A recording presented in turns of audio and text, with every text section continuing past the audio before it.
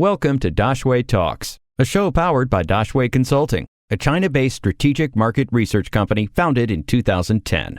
Hi, I'm Jess. I'm an audit manager from Dezan Shira Associates.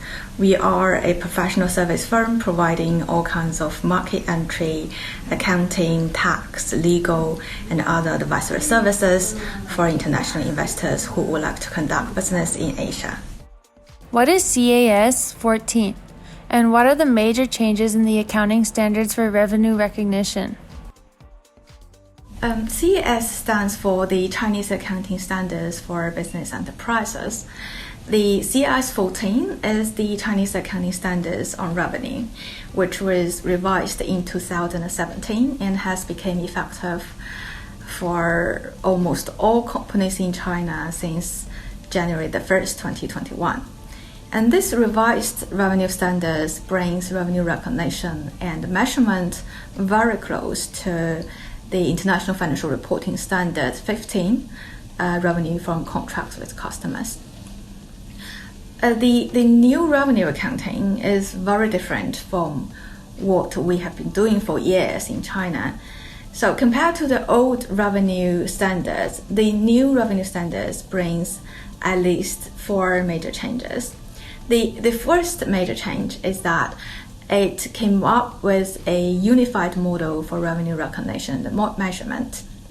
So it kind of consolidates the revenue recognition in the old revenue accounting and the revenue recognition for construction contracts, which was used to be specified in a separate accounting standard. And this unified model is called the 5-step revenue recognition model framework.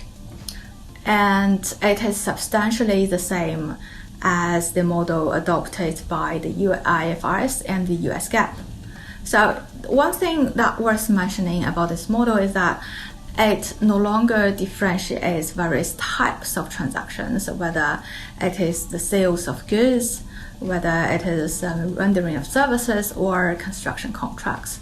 So revenue from all types of transactions are now recognized using a single framework. And the second major change is about the underlying principle in terms of revenue recognition. The new CAS14 states that revenue should be recognized when an entity satisfies a performance obligation, which is when the customer obtains control of the products. So the new revenue accounting emphasizes on the transfer of the control of the products instead of the transfer of the significant risks and rewards of the ownership of the product as used in the old revenue standard. And also, you can recognize revenue only when you have satisfied the performance obligation, whether it occurs at a point of time or it occurred over a period of time. And this core principle about revenue recognition is also reflected in the newly issued accounting standards about insurance contract, which was published by the China's Ministry of Finance in December 2020.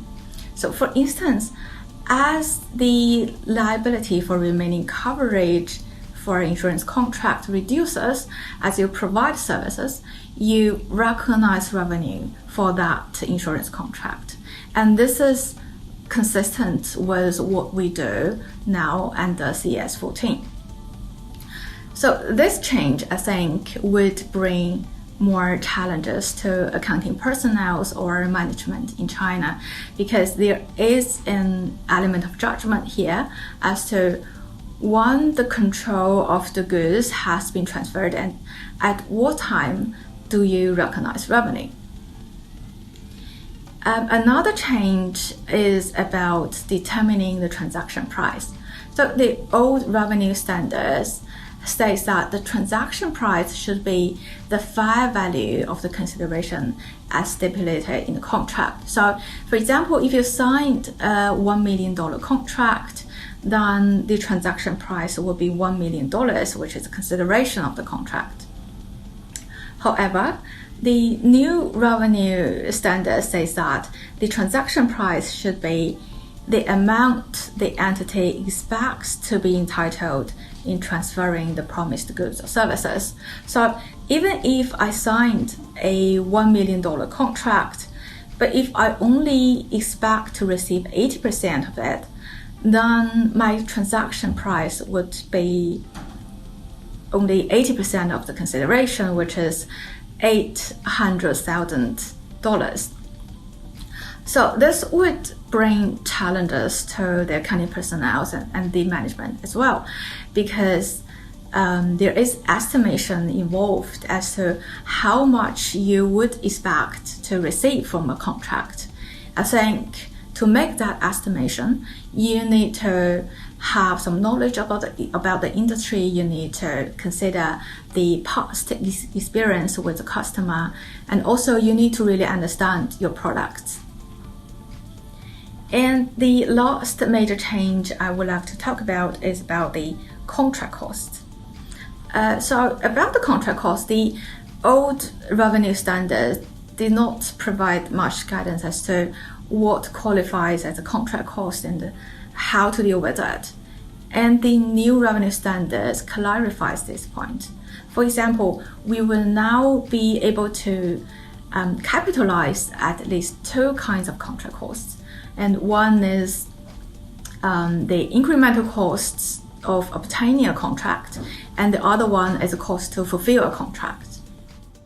We interrupt this show to bring you breaking news of more awesome China business tips. You can find these tips on our other China business channels.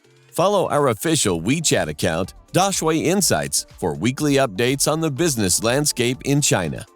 So the thing about the incremental costs of obtaining a contract is that this kind of cost would not have occurred if the contract has not been signed yet. So for example, imagine that you have a policy to reward the salesperson, say 1,000 Chinese yuan at sales commissions whenever they obtain a new contract. And if there's no contract, there will be no sales commission. The sales commission arises only when there is a new contract. So it's incremental.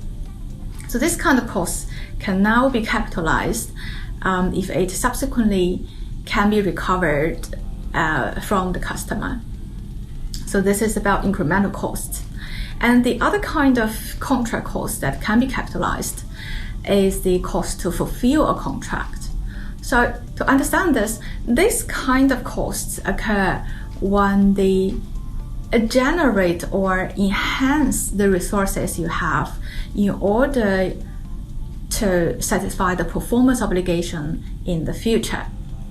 So to see this, for example, consider my company Dezan Shira Associates. So my company provides digital solutions to our clients, and one type of service we provide is that we would allow our clients to use our ERP platform through a customized portal. So what we do is that we would establish and maintain our own ERP platform. We have our own servers and computers, but we do not sell the platform. We only grant our customers we grant them the access rights to use it. And we would charge them monthly, say, management fee in return. But in order for us to generate the monthly management income, we will have to firstly configure the system. For example, make some localized adjustments tailor-made to the client's business model and perform some testings perhaps just to make sure that the system functions properly. And all this work, they enhance the resources we have to provide the digital service to the customer. So they are necessary conditions for us to satisfy a performance obligation in the future. And these costs can be capitalized as an asset and amortized into cost of sales over the contract term. So this is about the contract cost. So basically, these are the 4 major changes that you should keep in mind when you're applying the new revenue standard. Any questions? We will find an expert to answer them. Drop your questions in the comments or send us an email, dx@daxueconsulting.com.